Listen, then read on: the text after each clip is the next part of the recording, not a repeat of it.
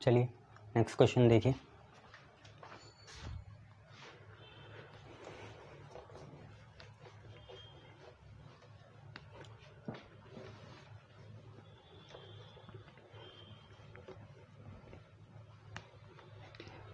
Next question है जी आपने कि ये आपको ना एक आरएल सर्किट दे रखा है, ठीक है, और आप लिखते रहिए जो मैं बोलूँगा। In the RL circuit shown in the figure, in the RL circuit shown in the figure. ये देखिए आरएल सर्किट है फिगर में। In the RL circuit shown in the figure, RL resistance is 50 ohm and XL, ये R है, R 50 ohm है, XL जो है 40 ohm है। रेजिस्टेंस 50 ओम है, एक्सल 40 ओम है, and peak EMF E not is 220 volt. लिखाऊंगा टाइम वेस्ट होगा, आप लोग खुद लिखें। In the RL circuit shown in the figure the resistance is 50 ohm, is it 50, is it 30 है भाई ये, ठीक है, हाँ कट गया था वो। तो resistance is 30 ohm, XL is 40 ohm, in peak EMF is how much, 220 volt. Now we have to find number 1 impedance Z, impedance Z बनाना है, निकालना है, impedance Z निकालना है। दूसरा डेल्टा फाई फेज डिफरेंस, तीसरा आई नॉट निकालना है, ठीक है। ये तीनों चीज़ें निकालनी है, इम्पिडेंस निकालना है Z, डेल्टा फाई निकालना है और आई नॉट निकालना है। यार देखो यहाँ RL सर्किट है, आपने इम्पिडेंस का एक ही फॉर्मूला पढ़ा है, ठीक है, सारी चीज़ें समझ में आ गई। आर इतना है, एक्सएल इतना है, ई नॉट इतना है, और ये तीनों चीज़ें निकालनी है और वही निकालने जा रहे हैं। आपने यार ये फार्मूला पढ़ा है कि जेड हमेशा होगा R square plus XL minus XC का होल स्क्वायर, यही होगा ना, एक्सएल माइनस एक्सी का होल स्क्वायर होगा। बच्चे यहाँ एक्सी नहीं है तो एक्सी को 0 रख देंगे, ठीक है। तो सिर्फ कितना बनेगा फिर, R L plus XL minus 0 का होल स्क्वायर, मतलब एक्सएल स्क्वायर बनेगा। अब आप देखिए जेड निकालना है आपको, जेड आसानी से निकल जाएगा। आर है 30, 30 का स्क्वायर, एक्सएल है 40, 40 का स्क्वायर, 30 का स्क्वायर होगा 900, 40 का स्क्वायर होगा 1600, 1600 900 होगा 2500, 2500 रूट होता है 50 का, तो ये 50 ओम आ गया। उसके बाद फेज डिफरेंस निकालने, तो फेज डिफरेंस आपको पता है यार, delta phi tan inverse resistance या रिएक्टेंस के टर्म में होता है XL minus XC by R, यही होता है ना। एक्सी तो है ही नहीं तो एक्सी को लिखेंगे 0, ठीक है, तो एक्सएल माइनस 0 बाई आर, तो tan इनवर्स एक्सएल देखो कितना है बच्चे, एक्सएल दे रखा है 40 और आर कितना है 30, ये आ गया। tan इनवर्स 4/3, 4/3 तुम्हें पता है 53 डिग्री होगा, बोले तो नहीं, ये ट्राइंगल है, यहाँ होता है 37, तो ये 53 डिग्री, ये 5, ये 4, ये 3। यहाँ से देखो tan 53 क्या होगा, perpendicular by base 4/3, tan inverse 4/3 कुछ और नहीं होता है, 53 डिग्री होता है, पुराने क्वेश्चन में भी हमने देखा था। तीसरी चीज़ यार आपको क्या निकालनी है, तीसरी चीज़ आपको निकालनी है आई नॉट। तो आई नॉट क्या होगा, I is equal to V by R, तो E not by maximum resistance या जो इम्पिडेंस ये प्रोवाइड कर सकता है वो जेड है। तो ई नॉट कितना है, ई नॉट आपका 220 है, और जेड कितना है, जेड आपका 50 है, ये कैंसिल हुआ, 5 4 जा 20, 5 4 जा 20, तो 4.4 एम्पियर आपका आंसर आ जाएगा। क्लियर है, ये कितना आ जाएगा, 4.4 एम्पियर आंसर आ जाएगा। शाबाश। नेक्स्ट देखो यार, मिटाओ इसे।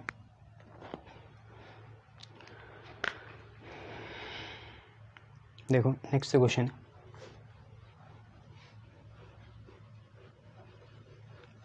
मज़ेदार होते हैं इसके क्वेश्चन, अभी बहुत मतलब विजुअल स्टनिंग क्वेश्चन आएंगे अभी इतना ही देख लो बस।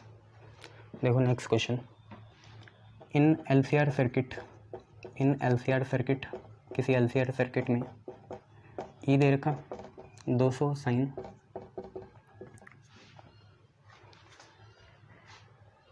314 टी प्लस 5/6, ये दे रखा है वोल्ट में, और आई दे रखा है 5 साइन 314 टी एम्पियर, ये आपको दे रखा है। तो आपको बोला ऑब्टेन, आपको बोला obtain number 1 I not E not, पता है ना आई नॉट ई नॉट क्या है, peak value of current and EMF, ये आपको बोल रखा है। आप लिखो जो मैं बोल रहा हूँ कि obtain peak value of current and EMF that is I not E not, ये पूरा लिखना। Obtain peak value of current and EMF that is I not E not, ये दोनों निकालने।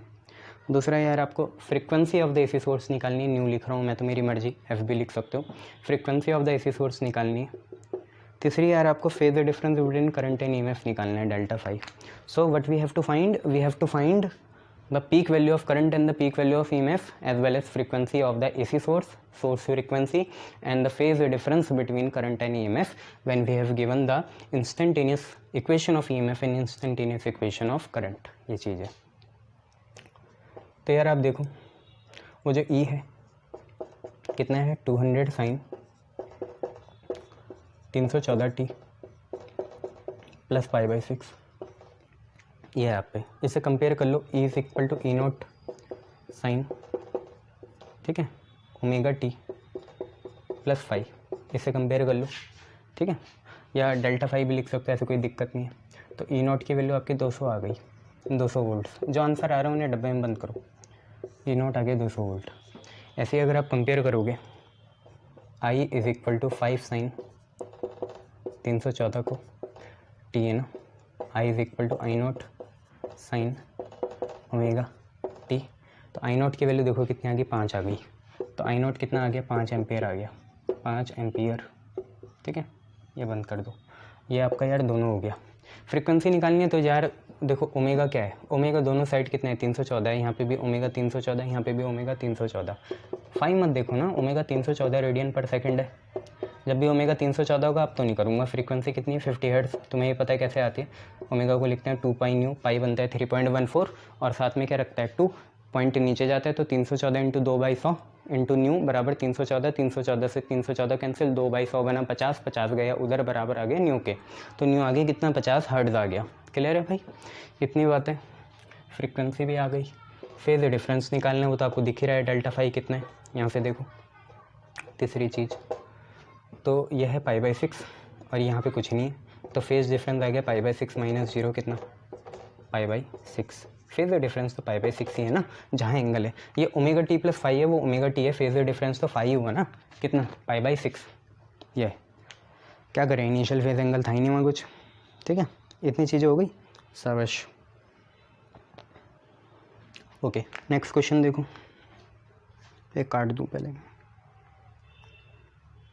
चलो नेक्स्ट क्वेश्चन देखो।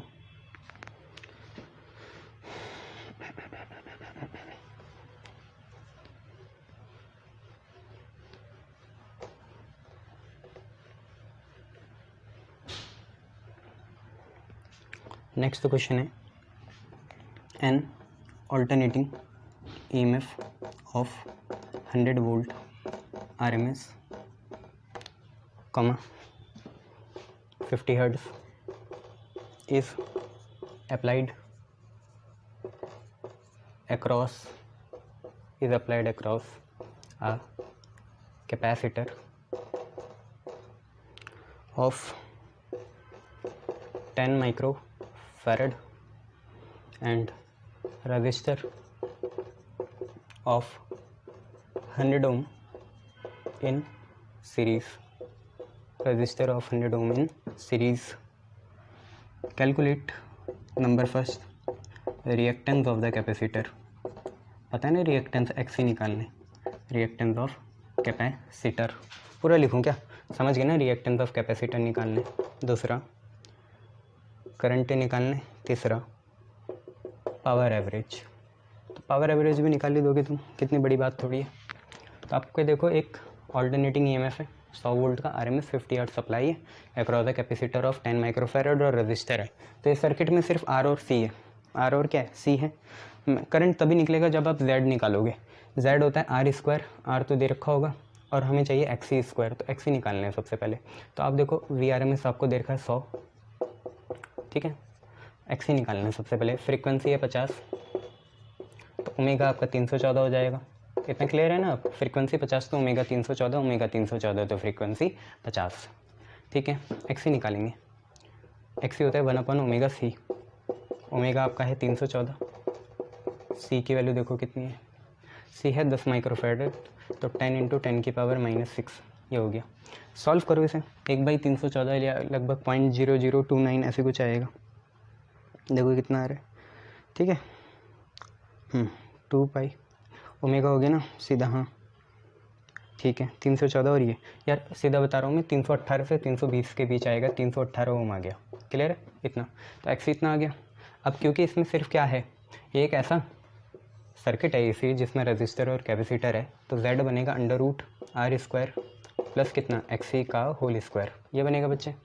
तो √r कितना है 100 है, 100 का स्क्वायर प्लस XC कितना है, XC 318 का होल स्क्वायर, 100 का स्क्वायर हो गया 10,000, 318 का स्क्वायर करना, सॉल्व करने से ये लगभग आपका 333 ओम आएगा।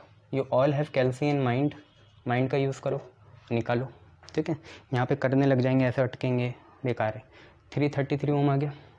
तो हमारा एक तो कैपेसिटिव रिएक्टेंस निकल गया, ये पहला था कितना 318 ओम। करंट निकालने दूसरा, तो करंट होगा टोटल EMF RMS वाला निकलेगा, तो RMS ही करंट ना, मैक्सिमम तो बोला नहीं उन्होंने। तो IRMS is equal to ERMS और टोटल रेजिस्टेंस Z। तो ERMS कितना है 100 वोल्ट और ये कितने 333, 1000 दे दो तो ये 3.3 समथिंग आएगा। तो IRMS आएगा 0.3 एम्पियर, 0.3 एम्पियर। ये आपका आ गया दूसरा। पावर एवरेज निकाल लो आप, EV IV cos phi या E virtual I virtual cos phi, ये मिटा रहा हूँ। तो आप पे है तीसरी चीज़, पावर एवरेज कितनी होगी, E वर्चुअल I वर्चुअल या ERMS IRMS cos phi। cos phi होता है R/Z, जब एंगल ना दिया हो तो R/Z होता है। तो E virtual I virtual cos phi हो गया R/Z, ठीक है। E वर्चुअल है 100, दिख गया। I वर्चुअल आया 0.3, R है 100, Z आया 333, 333 में भी 333 आया होगा। ठीक है, तो काट सकते हो, 3 3 से 9 जाएगा ये, देखो पॉइंट से 1 0 कैंसिल, आप पे कितना आया 3 आया, 1 2 3 1000 और यहाँ है 333, काटेगा इसे 111, ये इसको लगभग 9 पॉइंट समथिंग वाट काटेगा, तो 9 वाट आ जाएगा। 1000/111 है ना, लगभग कितना 9 वाट। अब लिख लेना इतना है ना, कैलकुलेट करो आ जाएगा, शाबाश, ठीक है, गुड। नेक्स्ट देखो,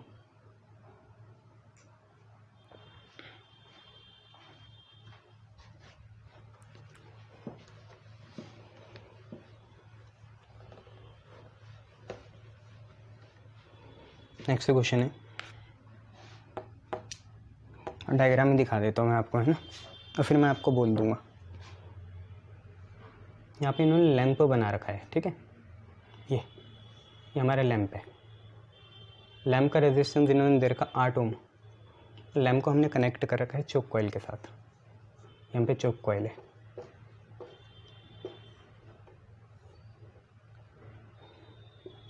AC सोर्स है 110 वोल्ट का, ठीक है। तो क्वेश्चन कुछ ऐसा है, अ लैंप, बोल रहा हूँ मैं, आप लोग लिखो जहाँ तक है, a lamp with a resistance of 8 ohm, a lamp with a resistance of 8 ohm, आप खुद लिखो ना साथ में, मैं क्या लिखूँगा यहाँ, आप लिखो। A lamp with a resistance of 8 ohm is connected to a choke coil as shown. A lamp with a resistance of 8 ohm is connected to a choke coil as shown. This arrangement is connected to an AC source of 110 volt. This arrangement is connected to an AC source of 110 volt. A lamp with a resistance of 8 ohm is connected to a choke coil. The arrangement is connected to an AC source of 110 volt. The current in the circuit is 11 ampere. ये total current है, Z के बराबर होगा ये, ठीक है, E RMS by Z। The current in the circuit is 11 ampere. Frequency of AC मतलब source frequency आपको दे रखी 60 hertz, source frequency 60 hertz. Find number 1 Z impedance, दूसरा inductive reactance of a choke coil XC। Oh choke coil है XL, choke से C आ जाता है मुझे याद ये। तो क्वेश्चन हमें ऐसा है कि अ lamp of 8 ohm is connected to a choke coil as shown in the figure. This is connected to an AC EMF, alternating EMF of value 110 volt. The current in the circuit is 11 ampere. Frequency of the AC supply 60 Hz. Find impedance and XL. ये निकालना है। तो impedance तो निकल गया आपका, देखो कैसे, क्योंकि ये जो पूरा सर्किट होगा इसका जो पूरा करंट है IRMS वो बराबर होगा ERMS या VRMS और टोटल इम्पिडेंस Z, इसी के बराबर होगा बच्चों। हाँ या ना बोलो, पहले भी यही देखा था कि टोटल करंट है तो टोटल EMF तो टोटल रेजिस्टेंस या इम्पिडेंस ये ले लिया। IRMS आपको दे रखा है 11, VRMS आपका 110 है, Z निकलेगा आपका, ठीक है। तो 11 10 या 110, Z की वैल्यू आ गई 10 ओम। अब क्योंकि देखो यहाँ पे चोक कॉइल का इंटरनल रेजिस्टेंस कुछ नहीं है, इन्होंने बोल रखा चोक कॉइल का इंटरनल रेजिस्टेंस कुछ नहीं है, बोल तो नहीं रखा पर ऐसे ही होगा, है ना। तो बस एक तो चोक कॉइल का इंडक्टिव रिएक्टेंस होगा, चोक कॉइल खुद L होती है तो इसका इंडक्टिव रिएक्टेंस होगा XL, और एक है लैम्प R कितना है 8 ओम, तो यही है Z के बराबर। तो यहाँ पे Z जो होगा वो कुछ और नहीं होगा, अंडर रूट लैम्प का resistance R² plus choke coil का अपना रेजिस्टेंस नहीं है, चोक कॉइल का अपना सिर्फ रिएक्टेंस है XL, तो XL का स्क्वायर, तो दोनों साइड स्क्वायर करेंगे 10 का square is equal to root cancel हो जाएगा, R दे रखा 8 का स्क्वायर और XL निकलेगा, ठीक है। ये 100 वो 64 इधर आके माइनस का हो गया, XL स्क्वायर 100 माइनस 64 होगा 36, XL पॉजिटिव होगा, XL की वैल्यू आ गई 6 ओम, कितनी आ गई भैया 6 ओम, ठीक है। क्लियर, गुड, बहुत बढ़िया, तेज बच्चे। XL की वैल्यू कितनी आ गई 6 ओम आ गई, क्लियर, गुड, तेज बच्चे। नेक्स्ट देखो,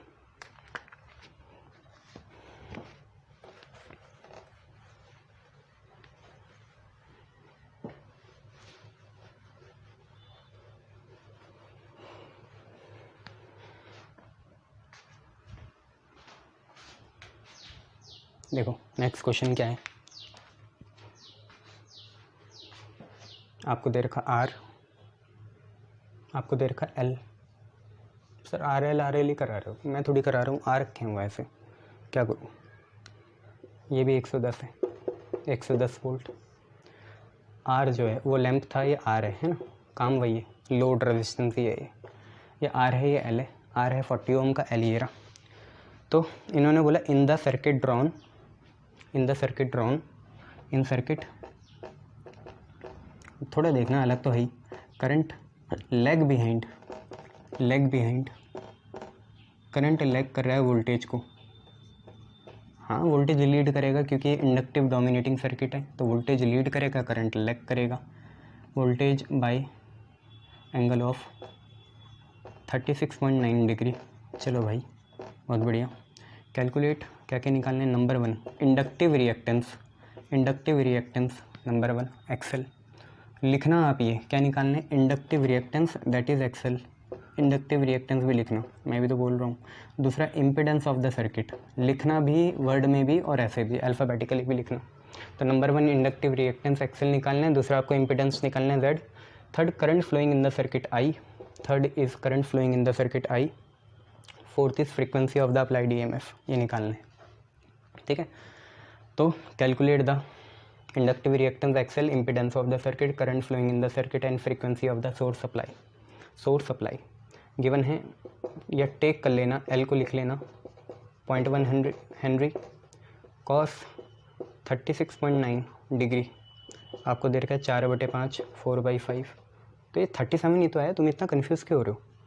10 36.9 डिग्री, ये तो बेवकूफ़ लोग हैं जो उन्होंने दे दिया, तुम्हें तो याद है कितना आता है ना ये। तो कैसे करोगे, देखो ये एक सर्किट है, इस सर्किट में सिर्फ R है, L है, ठीक है, और V लीड कर रहा है उसको कितने से 36.9 डिग्री से। L दे रखा, कॉस दे रखा, ये दे रखा, ये सारी चीज़ें निकालनी है आपको। देखते हैं कैसे निकालते हैं। I तो तब तक नहीं निकलेगा जब तक Z ना निकले, Z एक्सेल जब तक ना निकले तब तक नहीं निकलेगा, निकाल लेंगे, ऐसी क्या बात है। देखो ओमेगा नहीं दे रखा, फ्रीक्वेंसी भी निकालनी है हमें, ओहो कैसे निकलेगा, एक्सेल किसी और ही तरीके से निकलेगा, देखते हैं।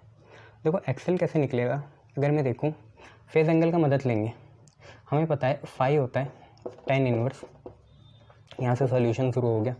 मैं बताता हूँ कहाँ कहाँ फंसे। देखो आई तब तक नहीं निकल सकता जब तक ई नॉट तो है, जेड ना निकले, जेड तब तक नहीं निकलेगा जब तक आर और एक्सएल ना पता हो, आर तो पता है एक्सएल नहीं पता, फ्रीक्वेंसी तब तक नहीं निकलेगी जब तक एल ना पता हो या एक्सएल ना पता हो, तो फंस गए ना। और जो गिवन है उसका यूज़ करेंगे, 36.9 डिग्री है तो phi is equal to 10 inverse कितना हुआ आपको पता है, यहाँ पे होगा XL minus XC by R, XC तो जीरो है तो ये होगा एक्सएल बाई आर, ठीक है भाई, ये होगा 10 इनवर्स को उधर भेज दो, वो 10 फाई बन जाएगा, इन्वर्स उधर जाके 10 फाई बनेगा, या दोनों साइड 10 की मल्टीप्लाई कर दो ना तुम, समझ लो ना, तो दोनों साइड 10 की मल्टीप्लाई करो, यहाँ 10 फाई आ गया, यहाँ 10 इन्वर्स से 10 जाएगा, तो 10 phi is equal to XL by R आ गया, बोलो हाँ या ना। ठीक है बच्चे, फाई की वैल्यू दे रखी है उन्होंने, कितनी एंगल है 36.9 डिग्री, तो 10 36.9 डिग्री बराबर आया एक्सएल, और बच्चे आर भी दिया है, आर कितना है साथियों 40 है, ये रहा 10 36.9, फाई की जगह 36.9, एक्सएल ऐसे रखा, आर की जगह 40, 10 36.9 है 3/4, बोलो हाँ या ना, यस सर। तो 10 36.9 कितना है 3/4 है, 10 36.9 कितना है, ये चीज़ होगी 3/4, वो है एक्सएल, और नीचे है 40। क्या कर रहे हो सर, ये 36.9 जो है ना बेटा, ये 3/4 है, यहाँ डाल दिया, एक्सएल ऐसी है 40 ऐसी है, 4 और 10 से कितना 40, 10 3 से कितना 30, एक्सएल की वैल्यू कितनी आ गई, एक्सएल की वैल्यू आ गई बच्चे 30 ओम, कितनी आ गई 30 ओम, 4 10 से 40, 10 3 से 30, एक्सएल कितना आ गया 30 आ गया अपना, 30 ओम, संभाल के रखेंगे, जगह नहीं है, बजट की कमी है, इसे मिटाएंगे, ठीक है, ये मिटा दिया। अब याद रखेंगे क्या क्या निकालना है अपन लोगों को, है ना, ये मैं मिटा रहा हूँ, तो एक्सएल आ गया, ठीक है, तो एक्सएल आ गया, अब जेड निकालते हैं, जेड होगा दूसरी चीज़, जेड होगा क्योंकि इसमें आर और एल ही है, तो under root R square plus XL का स्क्वायर, बोलो हाँ या ना, यस सर।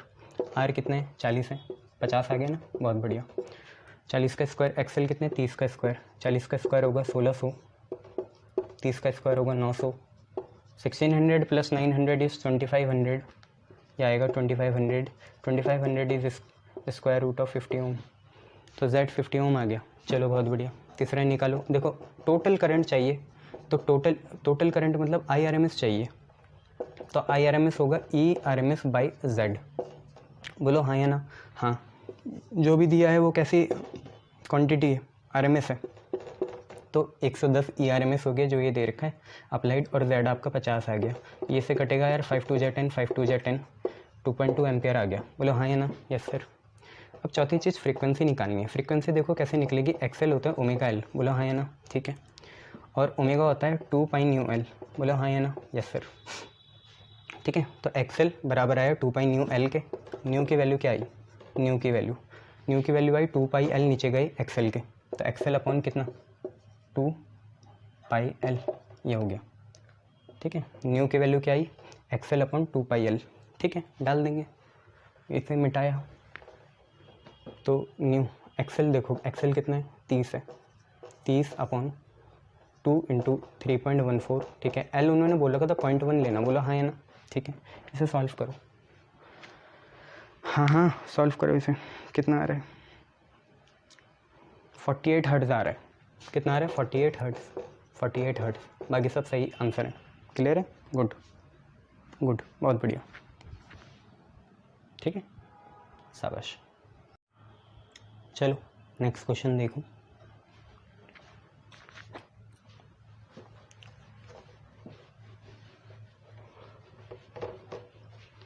आपको यार नेक्स्ट क्वेश्चन ने बोला कि resistance of 150 ohm, resistance of 150 ohm and capacitance of 15 microfarad, capacitance of 15 microfarad is connected in series with an AC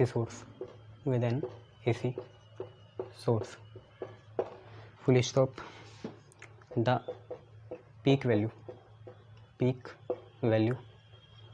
of current is 0.20 ampere, peak value current की 0.20 ampere है, calculate power average, ठीक है, average power, फिर if capacitor is removed, capacitor को remove कर दिया और सिर्फ रेजिस्टेंस है, ठीक है, but current is same, current को सेम रखा, current is kept same, capacitor को रिमूव करा, करंट को सेम रखा। What is the average power, what is average power in register alone, average power in register alone, ये आपको निकालना है। ठीक से पढ़ लो क्वेश्चन क्या है। रजिस्टर 150 ओम का है, उसे कैपेसिटेंस जो 15 माइक्रोफैरेड की उसके साथ सीरीज़ में कनेक्ट करा है एसी सोर्स के साथ, ठीक है। पीक करंट आपको दिख रहा है कितना आ गया, ठीक है। उसके बाद एवरेज पावर निकालनी है और अब कैपेसिटर को रिमूव कर दिया, करंट को उतना ही रहने दिया, तो हमें एवरेज पावर बतानी है रजिस्टर में कितनी होगी, ठीक है। तो आप ये देखो रेजिस्टेंस दे रखा है आपको कितना 150 ओम, बोलो हाँ या ना, सही। कैपेसिटर दे रखा है 15 माइक्रोफैरेड, मतलब 15 इंटू 10 की पावर -6 फैरेड, ठीक है। उसके बाद आपको दे रखा है पीक करंट आई नॉट, कितना दे रखा है, बड़ा ले लो कोई बात नहीं, आई नॉट कितना दे रखा है 0.20 एम्पियर दे रखा है। कुल मिला के बात यह है आपको एवरेज पावर निकालनी है ना, ठीक है। तो यार अगर हम ठीक से देखें, पावर एवरेज होती है ERMS, IRMS और cos फाई, ठीक है, ये होती है, ठीक है। अब ERMS तो ERMS है, देखो मैं चाह रहा था क्योंकि यहाँ पे आई नॉट है और ERMS तो दिया नहीं है, कहीं भी ERMS नहीं दे रखा, तो मैं चाह रहा हूँ कि ERMS को चेंज कर लूँ, क्योंकि IRMS और आई नॉट के बीच में तो है रिलेशन, एक क्या है IRMS is equal to I naught by √2, बोलो है या नहीं है ना, IRMS is equal to I naught by √2। ERMS नहीं पता तो क्यों ना ERMS को IRMS के टर्म में ही लिख लो। तो देखो E क्या बनता है, V is equal to IR होता है, तो ERMS होगा V is equal to IR, तो ERMS बनेगा IRMS इंटू Z, क्योंकि इसका नेट EMF कितना होता है, नेट इम्पिडेंस क्या होता है, Z होता है ना, किसका RC सर्किट का। तो ERMS हो गया E is equal to IR, V is equal to IR, तो ERMS हो गया IRMS इंटू Z, साथ में चल रहा है IRMS, ठीक है भैया। ERMS को लिखा IRMS इंटू Z, साथ में चल रहा है IRMS और cos फाई होता है R बाई Z, बोलो हाँ या ना, यस सर, Z से Z कैंसिल हो गया, ठीक है बच्चे। तो पावर एवरेज कितनी आई बेटा, पावर एवरेज आई IRMS का स्क्वायर इंटू R, देखो कितनी बड़ी बला डाल ली हमने, देख रहे हो Z दिक्कत हो जाती है यहाँ से निकालने में ना, इसलिए टाइम बचाओ। मैंने क्या करा, आई नॉट दिख रहा था तो E को चेंज करा है, E होता है V is equal to IR, तो E is equal to I into Z, ये Z है, 7 मत समझो इसे, Z है ये रहा। और IRMS ऐसी है, cos phi R by Z हो गया, Z से Z cancel, I into I हो गया I स्क्वायर R। अब देखो IRMS तुम्हें पता है कितना होता है, आई नॉट बाई √2 होता है, और इसका चल रहा है स्क्वायर और यहाँ चल रहा है R, बोले हाँ या ना। IRMS क्या होता है, आई नॉट बाई √2 होता है, स्क्वायर चल रहा है तो ऐसे लिख दिया। ये क्या बना, आई नॉट का स्क्वायर बना, √2 का स्क्वायर 2 हुआ और यहाँ लिखा R, ठीक है भाई, बहुत बढ़िया। तो एवरेज पावर देखो कितनी आई, आई नॉट दे रखा है तुम्हें 0.20, तो 0.20 को क्या चलेगा, स्क्वायर चलेगा बेचा, ठीक है। ये आई नॉट है 0.20 को स्क्वायर चलेगा, 2 ऐसी है। R की वैल्यू कितनी है, R की वैल्यू 150 है बच्चे, ये रही।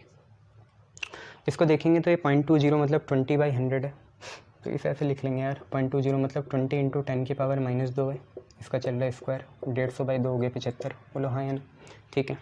हुआ नहीं हुआ, यहाँ से देखो 20 इंटू 10 की पावर -2, तो इसे लिख सकते हैं 2 इंटू 10 की पावर -1, 20 इंटू 10 की पावर -2 को लिख सकते हैं 2 इंटू 10 की पावर -1।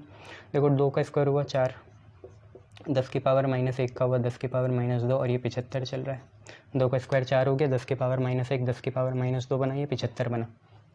75 इंटू 2 होता है 150, 75 इंटू 4 हुआ 300, 300 और 10 की पावर -2 है, 10 की पावर -2 से 2 0 कैंसिल, 3 वाट आंसर आ गया, बोलो कितना आया, 3 वाट, ठीक है। अब हमें क्या करना है, कैपेसिटर को हटाना है और सिर्फ रजिस्टर रहेगा। किसको हटाना है, कैपेसिटर को, और सिर्फ अब कौन रहेगा, रजिस्टर रहेगा। तो देखते हैं कितना है, यहाँ तो 3 वाट आया।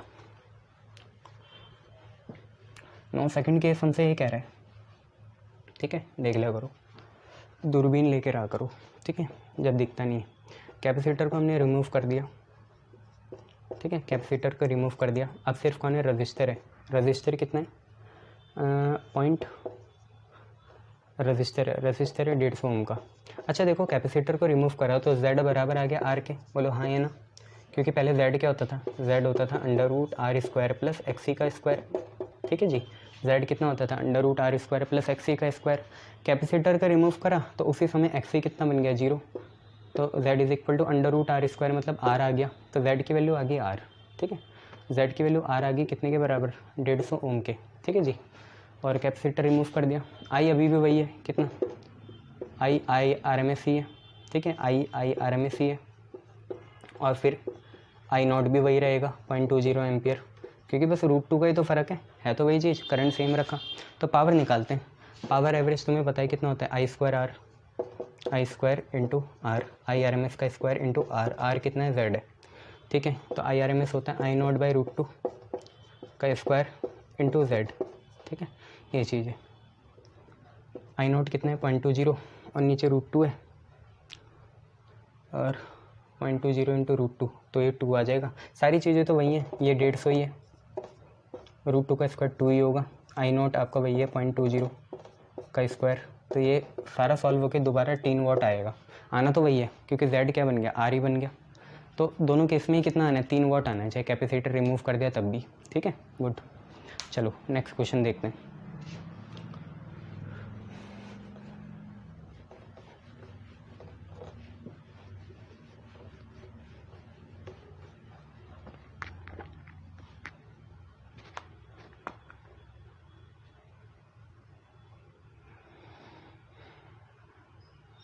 नेक्स्ट क्वेश्चन है,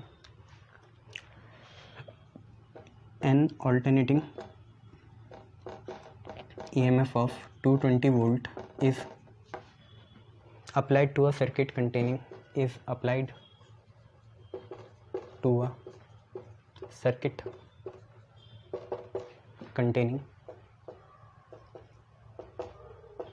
resistance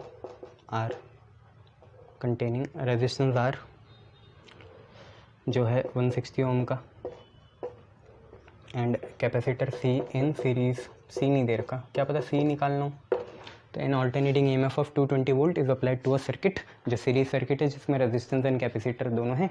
रेजिस्टेंस कितना है, 160 ओम है। I is found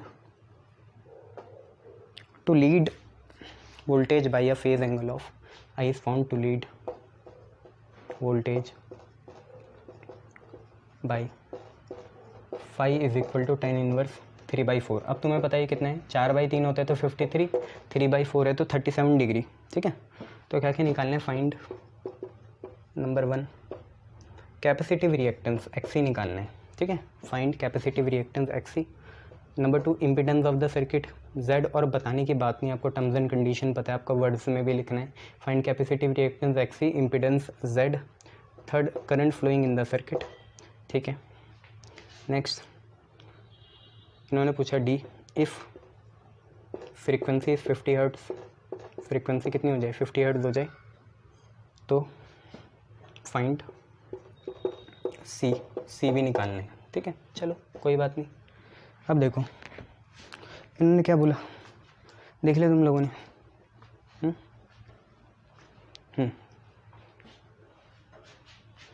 ये बोला इन्होंने कि एक ऑल्टरनेटिंग EMF है 220 वोल्ट का, ठीक है, ये RMS हो गया। अप्लाई करा एक सर्किट में जिसमें रेजिस्टर है और कैपेसिटर है सीरीज़ में, I जो है लीड करेगा, क्योंकि ऑब्वियसली ये कैपेसिटिव डोमिनेटिंग सर्किट होगा तो C की चलेगी, तो C में करंट लीड करता है इतने फेज एंगल से। फाई इज इक्वल टू कितना, tan इनवर्स 3/4, ये हमें दे रखा है। बट ये तो हमारी पहली चीज़ हो गई। एक हमें ये भी पता है कि फाई होगा tan इनवर्स, खुद ही सोचो क्या, अबे भाई XL माइनस XC/R होगा ना, पर यहाँ तो डोमिनेटिंग कौन है, C, तो XC माइनस XL/R होगा, ये भी तो होता है, ठीक है। और XL तो है ही नहीं, ये सिर्फ CR का सर्किट है, तो XC माइनस 0/R होगा, ये तो हमें मन से पता चला है ना, ये तो होता ही है, वो तो दे रखा है, और ये चीज़ होती है। तो phi is equal to tan inverse 3/4 दे रखा है, और ये हमें पता है phi is equal to tan inverse XC minus 0/R। दोनों को इक्वेट करेंगे, इक्वेटिंग फर्स्ट एंड सेकंड, पहले और सेकंड को इक्वेट करो, फाई के बराबर, तो यहाँ पे tan इनवर्स 3/4, कौन चीज़, tan इनवर्स 3/4 बराबर आएगा tan इनवर्स XC माइनस 0 मतलब XC/R के, ठीक है जी। tan इनवर्स से 10 कंपेयर हो गया, 3/4 बराबर आए कितने के, XC/R के। अभी तो क्वेश्चन देखा ही नहीं आगे, अभी तो ये अपने मन से कर रहे हैं। tan इनवर्स कितने के बराबर आ गया, XC/R के, ठीक है।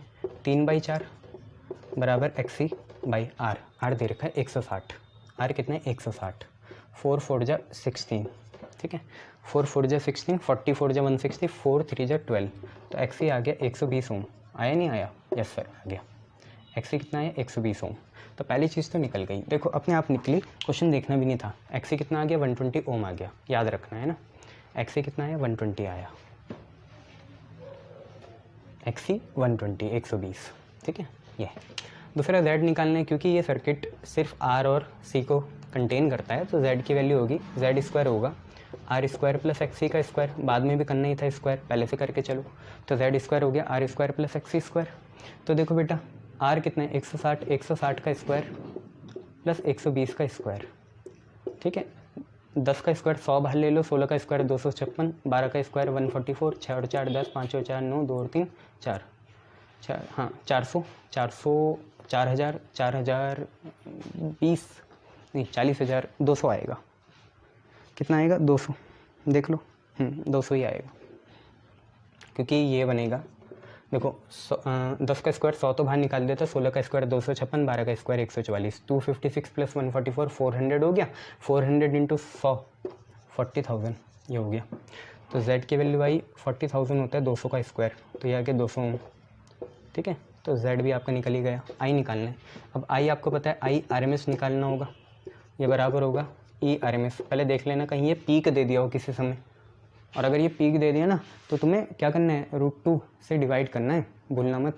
तो ये पीक नहीं है आज, है ना, बोल रहा हूँ मैं, अगर पीक दे दिया तो तुम्हें √2 से डिवाइड करना भूलना नहीं है। √2 बहुत बड़ी चीज़ है, काट दोगे। 1.4 से नीचे करना था, आंसर तो अलग ही आएगा ना।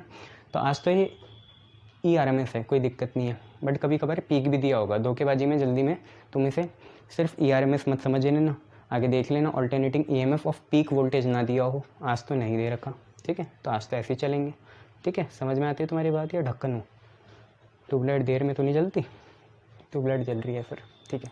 I RMS हो गया E RMS by Z। E RMS कितने हैं 220 है, Z कितने हैं 200 है, इससे एक कैंसिल हो गया, यह आप पे आ गया 2.2/2, आप पे आ गया 1.1 एम्पियर। सोचो 1.1 एम्पियर आ रहा है, अरे आएगा नहीं क्या, 22/20 है तो 2.2/2 हो गया, 2 कितना आ गया 1.1 एम्पियर। तीसरी चीज़ क्या करनी है यार आपको, चौथी कि फ्रीक्वेंसी 50 है, न्यू अगर 50 हो गया तो ओमेगा 314 रेडियन पर सेकंड हो जाएगा, तो XC होता है 1/ωc, बोलो हाँ या ना, ठीक है। तो C की वैल्यू क्या होगी, C ऊपर गया XC नीचे आया, तो 1/ωXC, यही तो आएगा। कितना आएगा 1/ωXC, XC तुम्हें पता है कितना है 120 है और 314 है, कर लो इन्हें, इन पे आंसर निकाल लो, कितना होगा 1/ω, ओमेगा है 314 और XC कितना है 120 निकाला था।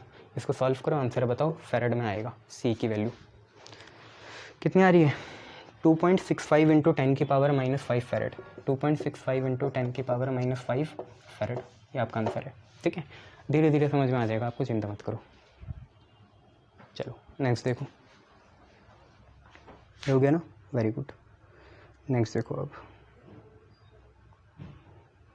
नेक्स्ट क्वेश्चन आपसे कह रहा है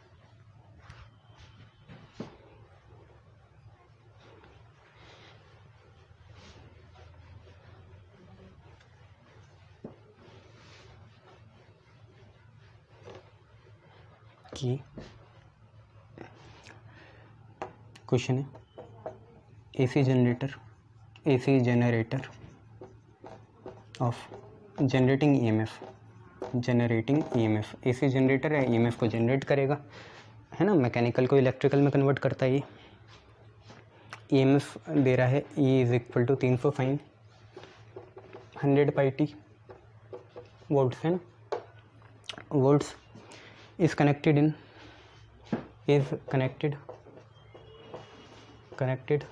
to a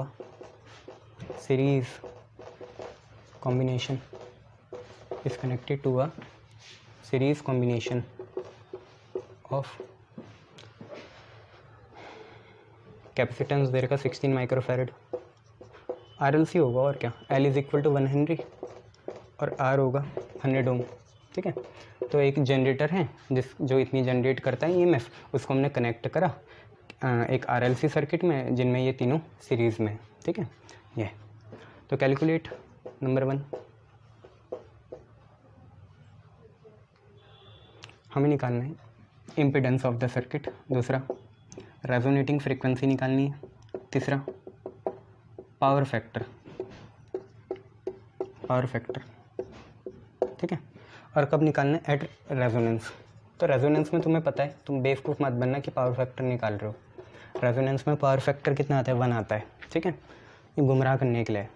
तो देखो तुम्हें इतनी सारी चीज़ें दे दी, ओमेगा तुम्हें दिख रहा है 100 पाई है, ठीक है। वहाँ से कंपेयर करो ई नॉट कितना है, अरे वहाँ से देखो ना ई नॉट कितना है, E is equal to E naught 300 है, और साइन और टी के बीच में ओमेगा होता है, ओमेगा 100 पाई, पाई होते 3.14, तो 3.14 इंटू 100 314 आ गया, ठीक है। ये है। तुम्हें z निकालने के लिए एक्सी और एक्सएल निकालने पड़ेंगे। तो पहले एक्सएल निकाल लो, एक्सएल होता है ओमेगा एल, ओमेगा है 314, एल है 1, तो ये आ गया 314 ओम, ठीक है। ये है। एक्सी निकालो, एक्सी होता है 1 ओमेगा सी, ठीक है, 1 ओमेगा सी, और 1/314, सी की वैल्यू कितनी है? 16 माइक्रो, मतलब 10 की पावर -6। इसको सॉल्व करना पड़ेगा, 10 की पावर 6 ऊपर जाएगा।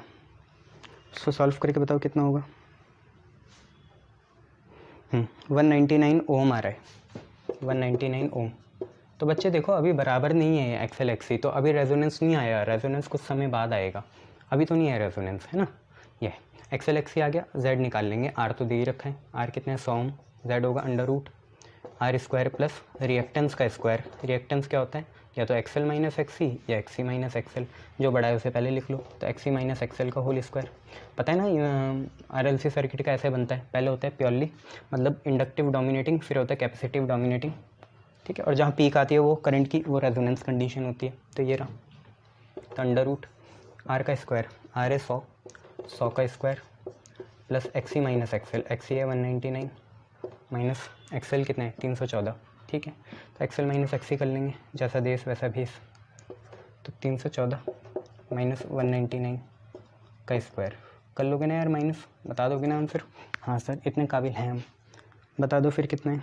152.4 है, 152.4 ओम, 152 152.4, 152.4 ओम, ठीक है।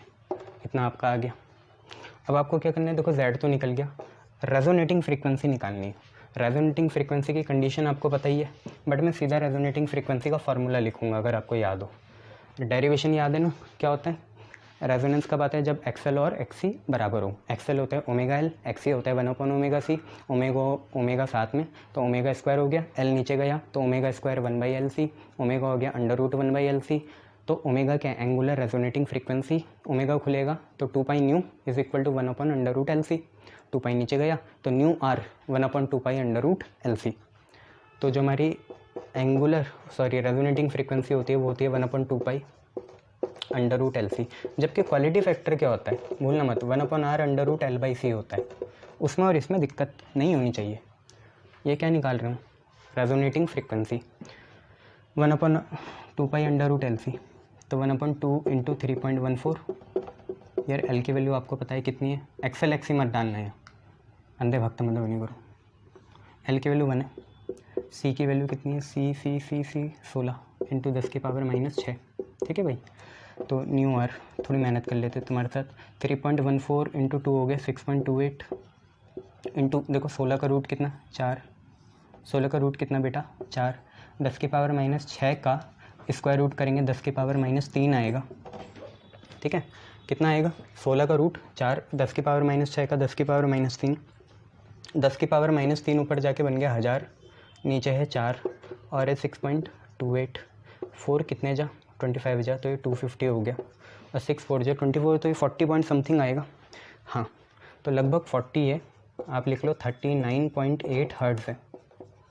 तो रेजोनेटिंग फ्रीक्वेंसी कितनी आई? 39.8 हर्ट्ज़ आई। अब ये देख लेना कि पावर फैक्टर कहाँ बोला इन्होंने? रेजोनेंस में बोला। अगर नहीं बोलते, ठीक है, तो अगर नहीं बोलते, अगर ये रेजोनेंस शब्द होता नहीं तो पावर फैक्टर आपको ऐसे निकालना पड़ता, cos phi हो जाता R/Z चलो तो मैं चौथा लिख लेता हूँ पावर फैक्टर, और चौथा पावर फैक्टर एट रेजोनेंस। 4 चीज़ें निकालनी है ना, एक तो पावर फैक्टर और दूसरा पावर फैक्टर एट रेजोनेंस, तो ये भी निकाल लेंगे। अब देखो आपका आर कितना है, आर 100 है, और जेड मेरे हिसाब से 152.4 था, if I am right. Z कितना था 152.4, चेक करते हैं ज़रा। यस 152.4 है। इन दोनों का आप सॉल्व करना, तो वो आपका cos फाई आएगा पावर फैक्टर। फेज एंगल नहीं निकालना आपको, बस ये करना है, ठीक है। ये नॉर्मल पावर फैक्टर है, रेजोनेंस का नहीं है। 100 डिवाइडेड बाई 152.4 आपका आएगा 0.65, या आएगा 0.65, ठीक है। ये रेजोनेंस में नहीं है, बट रेजोनेंस में आपको पता ही है, रेजोनेंस में 1 आता है पावर फैक्टर, ठीक है। ये चीज़ आप याद रखना। तो अगर मैं चौथी चीज़ की बात करूँ कि cos फाई एट रेजोनेंस, कुछ भी कंडीशन हो, कुछ भी दिया हो, रेजोनेंस में तो हमेशा कितना आता है, 1 आता है, क्योंकि फेज एंगल कितना होता है, 0 होता है, और जेड मिनिमम हो जाता है आर के बराबर, करंट मैक्सिमम हो जाती है। तो ये चीज़ रहती है, ये आपको याद रखना है। तो एक तो हमने नॉर्मल पावर फैक्टर निकाला और एक पावर फैक्टर निकाला रेजोनेंस में, वो हमेशा कितना होगा, 1 होगा, ठीक है। चलिए बहुत बढ़िया, पढ़ते रहिए ऐसे।